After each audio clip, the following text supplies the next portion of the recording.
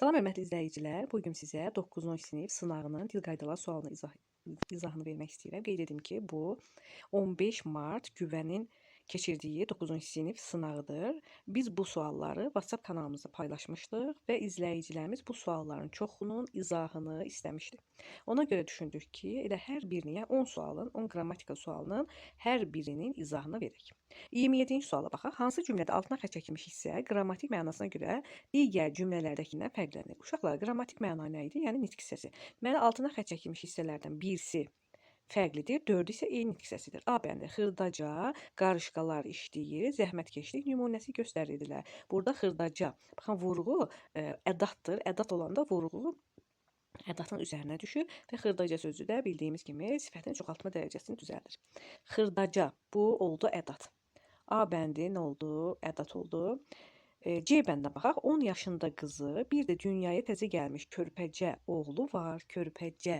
Burada da C ədatdır və çoxaltma dərəcəsini düzəltmişdir.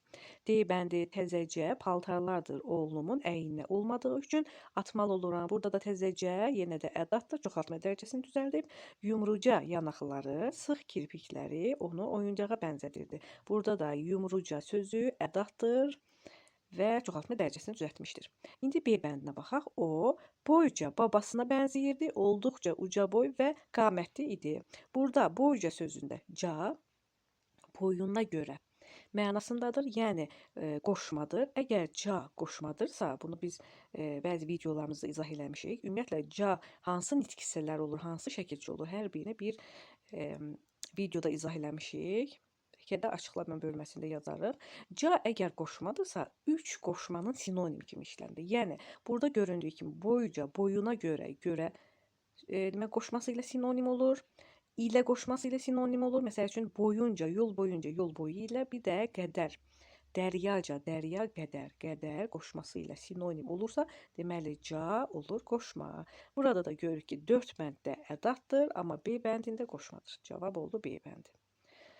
28-ci suala baxaq. 28-ci sualda isə orfoqrafiyaya aiddir. Hansı cərgədəki sözlərdən birinin yazılışı səhvdir? Bizdə birinin yazılışı soruşulur.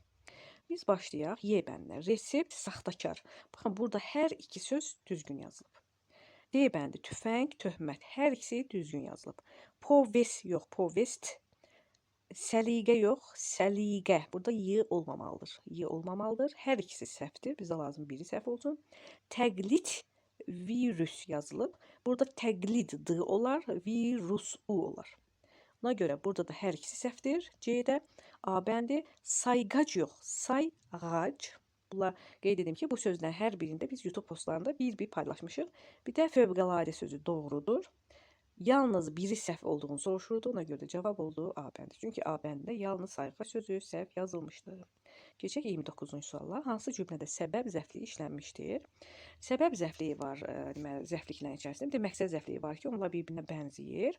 Əgər səbəb zəfliyi isə niyə, nə səbəbə sualına cavab verir və burada görülən iş xəbərdən əvvələ aid olur. Y bəndinə başlayaq yenə də. Dalğalar sahilə çırpıldıqca içimdə təlatümlər də böyüyürdü. Burada görürük ki, dalğalar sahilə çırpıldıqca nə zaman? Burada olur zaman zəfliyi. Ona görə yeni çıxırıq. Əllərini bir-birinə vuraraq qəhqəhə çəkdi, amma ona baxdı. Necə, nə tərzdə qəhqəhə çəkdi? Əllərini bir-birinə vuraraq. Burada da oldu tərzi hərəkət zərfi. Evə qonaq çağırmadığına görə inciyən adamdan uzaq dur. Belə suallar axır vaxtlar çox düşür. Baxın, evə qonaq çağırmadığına görə hissəsi sizi çaşdıra bilər. Bu hissə əgər özündən sonra inciyən söz olmasaydı, səbəb zəfliyi ola bilərdi. Amma inciyən sözünü artırıldığı üçün bu feil sifət tərkibi təyin olur. Yəni, nə et uzaq dur, kimdən, adamdan, hansı adamdan, evə qonaq çağırmadığına görə inciyən. Bu sözlər, yəni feil sifət tərkibi, qoşmalı feil sifət tərkibi ilə feil sifətə aid olduğu üçün bu birləşmə zəflik yox, təyin oldu. Ona görə bu birləşmələrə fikir verməliyik, diqqətli olmalıyıq. Dünən bu xəbəri eşidəndən bəri özümü yer tapa bilmirdim. Nə zaman dünən bu xəbəri eşidəndən bəri. Burada da yenə zaman zəfliyi oldu. Bunu əvvəldən düşünmədiyi üçün xırda pul götürməmişdi. Nə etmişdi? Götürməmişdi. Nə üçün, niyə, nə səbəbə götürməmişdi? Bunu əvvəldən düşünmədiyi üçün. Burada səbəb zəfliyi var və feil sifət tərkibi və səbəb zəfliyidir. Cavabımız oldu A bəndi. 30-cu sual verilmiş cümlələrdə zərfin mənaca hansı növlər işlənmişdir? Zərfin məna növləri ümumiyyətlə hər dəfə imtahanlara düşür və çətin deyil, sadəcə gərək biraz diqqətli olaq. Fayton gecənin səssizliyində şəhərdən çıxaraq bir qədər gedib, xoş şırıltı ilə axan arxı keçdi. Burada bir var gecənin sözü. Gecənin sözü nəyin? Bu, əgər nəyin sualına cavab verirsə, olur isim. Gecə sözü burada zərf olmadı. Sonra gəlirik. Burada yazılıb bir qədər gedib. Əgər bir qədər sözü feilə aidsə nə olacaqdı? Zərf olacaq və hansı zərf olacaq? Kəmiyyət zərfi. Nə qədər gedib? Bir qədər. Başqa zərf yoxdur birinci cümlədə. Sonraki əsrin küləkləri, selləri buranın xarabalıqlarını da yoxa çıxardı. Burada buranın sözü var. Baxmayaraq yiyərik haldadır. Ümumiyyətlə bura sözü ilə həmişə yer zərfidir. Ona görə buraya yazaq yer zərfi. Bir də sonraki sözü, sonra sözü tək olsaydı zərf olacaqdı, amma iki şəkilsin birləşdiyi üçün bu olur sifət. Birinci cümlədə kəmiyyət, ikinci cümlədə yer. Ardıcıl götürsək olur C bəndi. Keçək 31-ci suala. Cümlələrin birində həmcins üzvlər işlənməyib. İşlənməyib həmcins cümlələr. İşlənməyənə baxaq. A bəndi. Bütün günü oğlunun keşiyini çəkdi, gözünü yummadı. Nə etdi? Keşiyini çəkdi. Nə etdi? Gözünü yummadı. Burada oldu həm kim? O. Burada mübtədası o olduğu üçün həmcins xəbərlər var. Ona görə A bəndi olmadı. Keçək B bəndinə. C-yə keçək. Bu gün gələndə mövsüm meyvələri alça, çiyəlik alça aldım. Nə etdim? Aldım. Nəyi aldım? Çiyələyi, alçanı. Və bu nədir? Həmcins tamamlıqla. Burada həmcins üzv var. Dərsdən sonra evə gəldim. Biraz dincəlib dostuma zəng etdim. Nə etdim? Gəldim. Nə etdim? Zəng etdim. Kim? Mən. Həmcins xəbər varmı? Bəli, var. D-ni çıxaq. Dünəndən solğun, halsız görünürsən, həkimə get, müayinə olun. Nə et? Müayinə olun. Nə et? Get. Kim? Sən. Həmcins xəbərlər var. Eyni zamanda necə görünürsən? Solğun, bu oldu zəflik. Necə görünürsən? Halsız, yenə də zəflik. Burada iki cür həmcins üzv var. Baxaq indi B bəndinə. Şəhərdə ancaq qocaların, uşaqların qaldığı deyilir. Burada bir məsələ var. İndi siz deyə bilərsiniz ki, sadalama intonasiyası var. Qocaların, uşaqların, ortada vergül var. Həmcins üzv var. Amma bir məsələ var ki, bir var dilimizdə həmcins üzv, həmcins üzv. Bir də var həmcins söz. Həmcins sözlər, yəni sadalama intonasiyasına ayrılan hər bir sözə biz həmcins söz deyə bilirik. Eyni zamanda həmin həmcins sözlərin arasında da tabirçilik əlaqəsi olur. Amma bir də var həmcins üzv. Həmcins üzv o zaman olur ki, onu ayrı-ayrı, məsələn, təhlil edə bilirik, ayrı-ayrı. Nə edə bilirik? Ayrı-ayrı təhlil edə bilirik. Qələmimiz getdi. Bir də təkrar eləyək. Deməli, dilimizdə nə var uşaqlar? Həmcins üzv var, üzv. Bir də var həmcins söz. Həmcins üzv o deməkdir ki, ayrı-ayrı təhlil olunur. Biz yuxarıda dedik ki, məsəl üçün get, müayinə olun, nədir? Həmcins xəbərlər. Solğun, halsız, nədir? Həmcins zəfliklər və s. Bunlar həmcins üzvlərdir. Ayrı-ayrı təhlil olunursa həmcins üzvlərdir. Amma dilimizdə bəzi sözlərdə var ki, görürük sadalama intonasiyası var, vergül var, amma həmcins üzv olmur. Necə həmcins üzv olunur? Yəni ayrılıqda üzv ola bilmir. Mütləq özündən sonraki bir sözə qoşulur. Yəni təklikdə müstəqil cümlə üzvü olmadığı üçün həmin sözlərə biz həmcins üzvü yox, həmcins söz deyirik. Amma həmcins söz olsa da yenə arasında tabirçilik əlaqəsi var. İndi biz B bəndinə baxaq. Şəhərdə ancaq qocaların, uşaqların qaldığı deyilir. Deyilir, nə edilir? Deyilir. Xəbər, nə deyilir? Mübtədaya sual veririk. Şəhərdə ancaq qocaların, uşaqların qaldığı bu feil sifət tərkibidir, isimləşib və mübtədə olub. Burada qocaların, uşaqların sözü həmcins sözlər olsa da, sadalama intonasiyası var, vergül var, amma müstəqil həmcins üzv deyil. Ona görə cavabımız olur B bəndi. Burada diqqətli olun uşaqlar. Çünki həmcins sözünə həmcins üzvü ayıra bilməlisiniz. Keçək 32-yə. Hansı cümlələrdə o əvəzliyindən sonra vergül qoyula bilməz? O əvəzliyindən sonra nə zaman vergül qoyula bilməz? Bir o əvəzliyi ola bilər işarədir. Bu zaman vergül qoyula bilməz. İşarə əvəzliyidirsə. Bir də nə zaman qoyula bilməz? Özündən sonra feil gələndə, özündən sonra əvəzlik gələndə, özündən sonra köməkçi nitq hissəsi gələndə. Biz bir cümlələrimizə baxaq. Şah içəri girəndə o yerindən durmadı, təzim etmədi. Baxın, o sözü kim sualına cavab verir və özündən sonra isim gəldiyi üçün vergül qoyular. Qəzadan sonra o daha çox özünə qapanmağa başladı.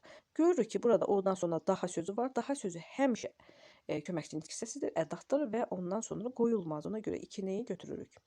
3. Mənə elə gəlir ki, o sinifdə hamıdan məsuliyyətlidir. Burada görürük o kim sualına cavab verir, şəxs əvəzliyidir. Sinif sözü də isim olduğu üçün burada vergül yazılar.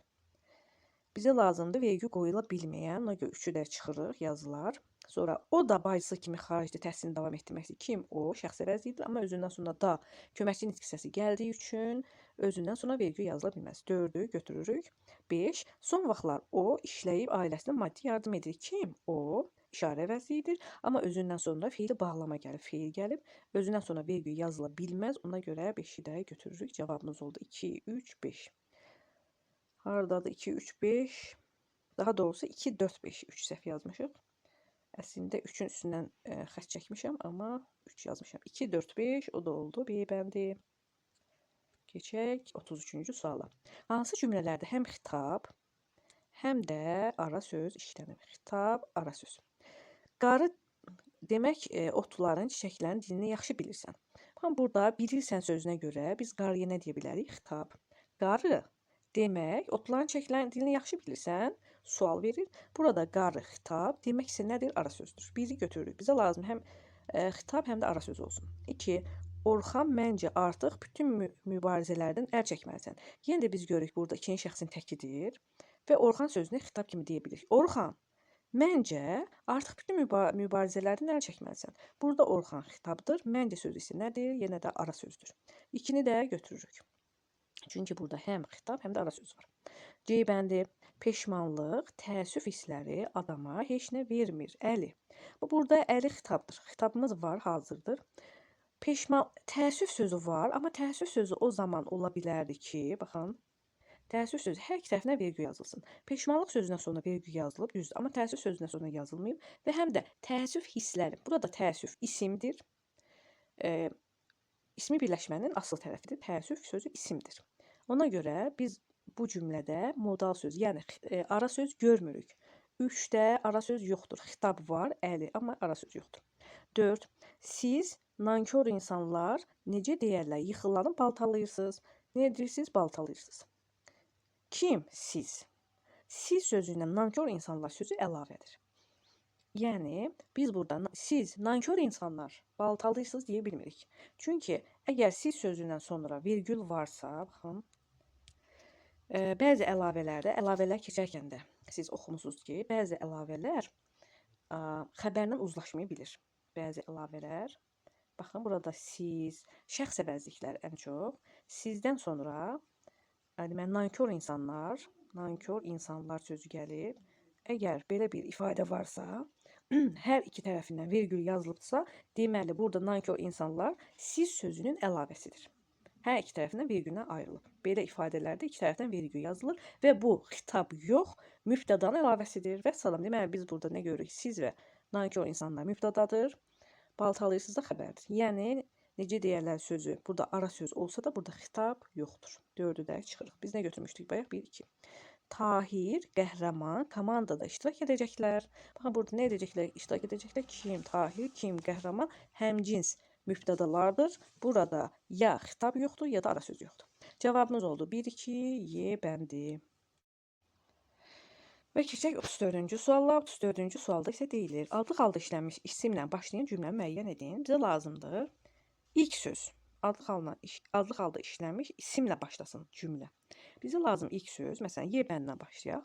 Ağacı yox, onun quru budaqlarını kəsməliyik. Ağacı söz, ağacı kəsməməliyik. Yəni, nəyi ağacı? Bu söz təsirli haldadır. Çıxaq bunu. Payız fəsli gələndə ruhumu rahatlıq bürüyür. Payız fəsli. Payız sözü isimdir, amma fəsli sözü özünə sonra gəldiyi üçün qeyri-müəyyən yerlik haldadır. Ona görə deyəndə çıxırıq. Qorxu içində yaşamağa Əsəblərim dözmürdü. Qorxu sözü isimdir, amma qorxu sözündən sonra mənsubiyyə şəkilli söz gəldiyi üçün bu da yenə qeyri-müəyyən yək haldadır. Qorxu sözü qeyri-müəyyən yək halda. Adı unutmuşdu. Yenə də kitaba baxmalı oldu. Nəyi unutmuşdu? Onun adı ola bilməz. Yəni bu mənsubiyyət yox, tərslik hal şəkilsidir. Yəni adı sözü isimdir, düzdür, amma tərslik haldadır. Gülləri də özü kimi canlı və təravətlidir. Onun gülləri, bax, asanlıqla onun əvvəlinə onun sözünü qoya bilirik ki, bilək bu i mənsubiyyə şəkilsidir. Onun gülləri də özü kimi canlı və təravətlidir. Burada gülləri sözü adlı haldadır və isimdir. Cavab oldu A bəndi. Keçək digər suala. Uyğunsuzluğu müəyyən edin. Bu rahat bir sualdır. Düz cədvəl geniş görünsə də bizə lazımdır əvvəlcə nəyə uyğunsuzluq, yəni yanlış olanı seçməliyik burada və 3 xana verib. Birinci xanada adi dərəcəli olmalıdır hamısı, ikinci xanada hamısı azaltma dərəcəli, üçüncü xanada isə hamısı çoxaltma dərəcəli.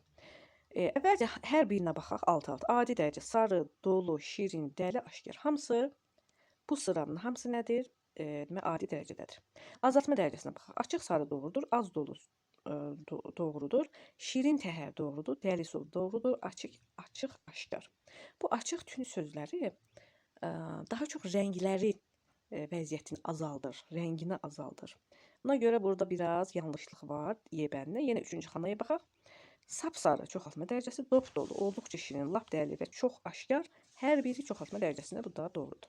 Yalnız burada uyğun gəlməyən söz hansı oldu? Açıq aşkar. Bu adi dərəcədədir. Adi dərəcədə. Ona görə də biz uyğunsuz kimi götürməliyik Y bəndini. Keçək sonuncu suala. Sonuncu sualda isə indi biz baxaq 36-cı suala. 36-cı sualda deyilir ki, cədvəldəki uyğun fikirləri müəyyən edin. Bizə bayaq nə lazım idi? Uyğunsuzluq, amma burada deyil uyğunluq. Bu cədvəldə vəziyyət necədir? Biz baxırıq. Əgər birinci xana doğrudursa, ikinci xanada baxın. Birinci xana doğru yanlışsa ikinci xana yanlış götürürük. Birinci xana doğrusa ikinci xana doğru götürürük. Əgər burada biri düz, biri yanlışdırsa, demək uyğunsuzluq var. A bəndi. Onun anası bu dünyadakı qadınların ən xoşbəxtidir cümləsində yer zəfliyi işlənib. Biz bu cümləni təhlil etsək, onun anası qadınların ən xoşbəxtidir. Xəbər. Hansı qadınların? Kim? Onun anası. Hansı qadınların? Dünyadakı hansı qadınlar bu? Burada yer zəfliyi varmı uşaqlar? Təbii ki, yoxdur. Ona görə yanlışdır. Burada yanlış olduğu üçün bu uyğundur. Bu fikir uyğundur. Belə götürək. Sonra cəmaət özünüzə problem yaratmayın cümləsinin mübtədası toplu isimlə ifadə olunub. Nə edin? Yaratmayın. Kim? Siz.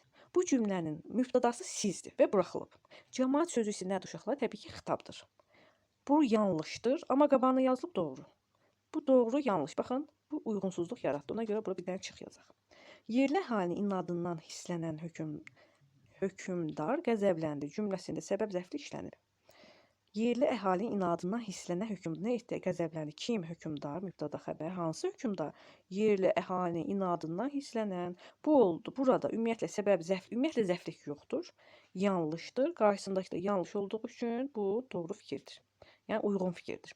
Üçü də götürməliyik əslində, biri də. Sonra bütün planlarını ailəsi ilə dincələ bilmək üçün qrup cümləsində mübtəda işlənməyib. Kim qrup? O. Demək doğrudur. Burada mübtəda işlənməyib. Bu doğru fikirdir. Qarşısında da doğru yazıldığı üçün bunu da götürək dürdü. Və sonra 5. Yanına biraz çörək və su qoyun cümləsində həmcins tamamlıqla işlənib. Nə edin? Qoyun. Nəyi qoyun? Suyu, çörəyi. Bu doğrudur. Həmcins tamamlıqlar var, amma qarşısına yanlış yazılıb. Bu da yanlış, uyğunsuzdur. Cavabımız oldu 1, 3, 4 və hansı bənd? Təbii ki, B bəndi. Suallarımız bu qədərdir. Bəli, suallarımız bu qədərdir.